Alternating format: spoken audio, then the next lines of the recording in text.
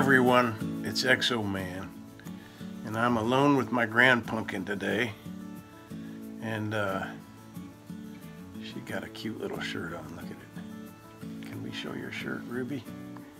It says wicked. What does it say? Well, you can't really see it. Let's see. It says wicked wee. Not wicked weed, huh, Ruby? She likes chewing on the hat. Anyway, speaking of weeds, we are planting some basil today. Have you ever grown basil? Have you ever had a problem with it? Well, I kind of sometimes have a brown thumb, if you know what I mean. But I love basil, I love herbs, and I'm going to show you what I've learned about keeping your basil, okay? About potting it and watering it and keeping it, you know, viable for as long as possible. So let's check this out. So here is the perfect pot, right? Look at that. This is a beautiful pot that a friend gave me, and I'd like to use it for the basil, but it has a little problem, and the problem is it doesn't drain, and basil needs soil that drains well. So we're going to work this out. We've got to figure out how to make this drain. So now I'm going to take it down to my workshop. First things first. Well, this cutting wheel is good for stainless. I think it'll get through ceramic. Now, this is pretty dangerous, so I recommend a nice sturdy pair of gloves. Yeah, do as I say, not as I do, okay? It's also a real good idea to wear a mask if you're doing this indoors. You don't want to breathe that ceramic dust and that paint. You never know what's going to be in that paint, especially if you have something made in China, right?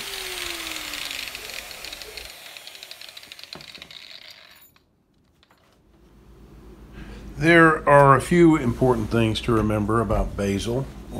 It is a perennial plant, and it makes an excellent house plant if you pot it and tend to it properly.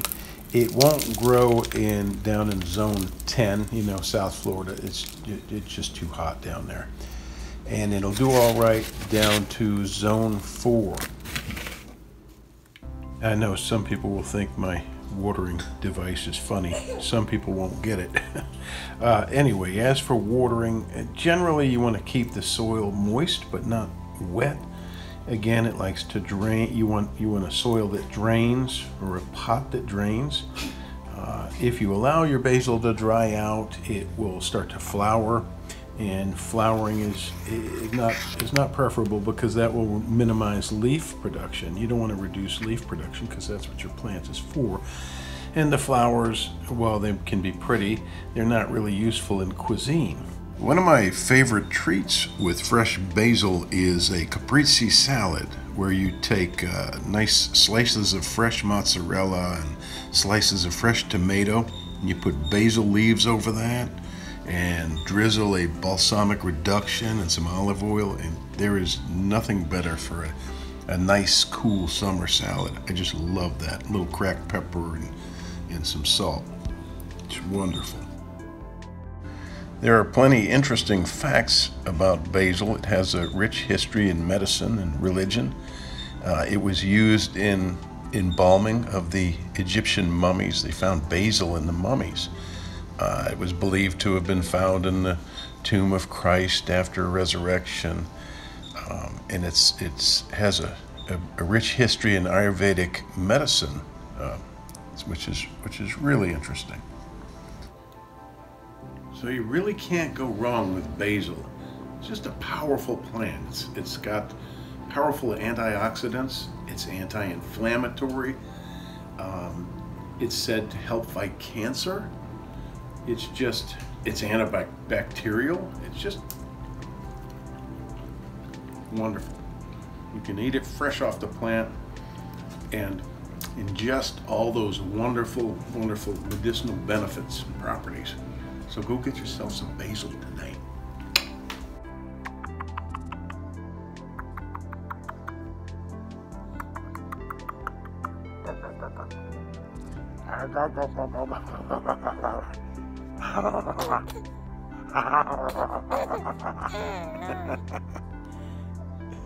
Oh, you push, Grandpa.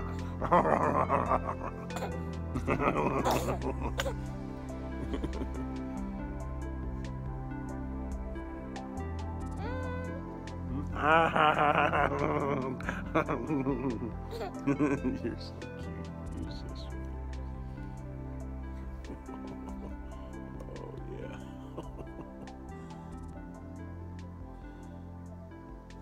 You popping the grandpa. Oh, look how strong you are. Look at that. Look at that.